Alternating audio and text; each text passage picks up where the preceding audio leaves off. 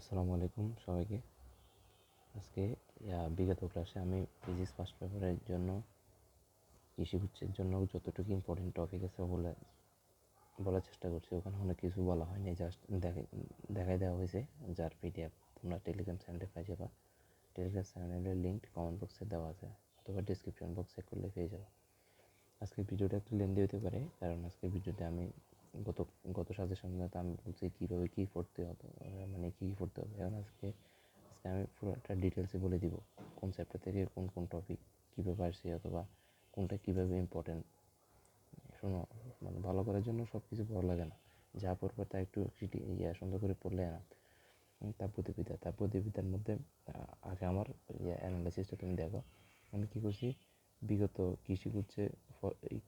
কৃষিগুচ্ছে আসা প্রশ্নের টপিক, তারপর হচ্ছে গুচ্ছের আগে বাকীবিদ্যা আসা প্রশ্নের টপিক। এখানে বাকীবি কেন? কারণ এবার কৃষিগুচ্ছের নেতৃত্ব দিবে বাকীবি, সুতরাং প্রত্যেক ভার্সিটি একটা নির্দিষ্ট প্যাটার্ন থাকে। ওনারা নিজস্ব প্যাটার্নে কোশ্চেন করতে স্বাচ্ছন্দ্য বোধ করে আর কি, যার সুবাদে বাকীবির কোশ্চেনটা অ্যানালাইসিস করা হয়েছে। তোমরা কী করবে, এই সাজেশনটা পড়বা, এই সাজেশন যাগুলো লেখা আছে এগুলোর টপিকটা ভালো মতো ক্লিয়ার করে বিগত যত কৃষিগুচ্ছ যতটা বিশ্ববিদ্যালয় আছে, 9টার মতো বিশ্ববিদ্যালয় আছে, তার মধ্যে 7-8টা সবগুলো কোশ্চেন সলভ করবে, তাহলে তোমার একটা আইডিয়া পাবা। তাপগতিবিদ্যা থেকে কী কী আসে? অন্তঃস্থ শক্তির পরিবর্তন, তাপমাত্রা স্কেলে পার্থক্য, সেলসিয়াস ফারেনহাইটের সম্পর্ক, এন্ট্রপি, দক্ষতা পরিমাণ, তাপগতিবিদ্যা প্রক্রিয়া। তারপর ফরন্ত বস্তু শক্তি, এখানে আমি না পড়াচ্ছি, তোমরা পড়ে নিবা, পিডিএফে আশা করি পাই যাবা। তারপর আমি এখানে সাজেশন দিছি। যেমন একটা কথা বলি, ফিজিক্সে এটা কিন্তু ইঞ্জিনিয়ারিং পরীক্ষা না অথবা ঢাবি স্ট্যান্ডার্ড পরীক্ষা না যে একটু ম্যাথমেটিক্যাল কোশ্চেন আসবে। এটিতে সবসময় কোশ্চেন আছে থিওরিটিক্যাল বেসড কোশ্চেনগুলো আছে। যেমন তাপগতিবিদ্যা থেকে যেসব ম্যাথগুলো আছে এগুলো এক প্রকার থিওরি ম্যাথের মতো করে। সিপিআই 5 সমান F - 30 ডিপার্টমেন্ট ম্যান, তবে এদের পার্থক্য ডেল সিপিআই 5 সমান ডেল F/9। এগুলো তেমন আহামরি কঠিন ম্যাথ না, এগুলো বেসিক ম্যাথগুলো, ওরকম বড় ম্যাথগুলো আসে না। যেমন রুদ্ধতাপীয় প্রক্রিয়াকৃত কাজ নির্ণয় করো, রুদ্ধতাপীয় প্রক্রিয়াকৃত যেমন ডিডাব্লিউ যেগুলো আছে NRT লন T2/T1 গামা টামা আছে, যে ওসব ওগুলো এখানে আসে না। যেমন আমি এখানে যে সূত্রগুলো লিখছি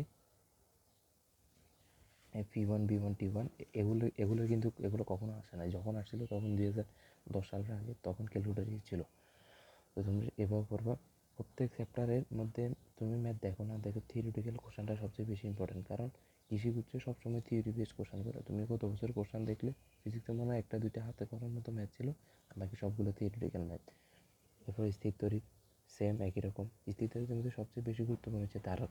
স্থির তড়িৎ তুমি বলো ভাই আমাকে একটা টপিক বলে, সেটা হচ্ছে ধারক থেকে বিগত বছরগুলোতে শুধু স্থির তড়িতে শুধু ধারকের কোশ্চেন আসছে।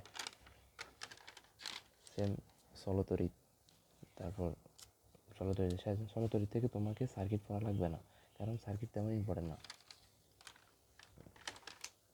এবং ভূতল বিজ্ঞান, আধুনিক পদার্থবিজ্ঞান।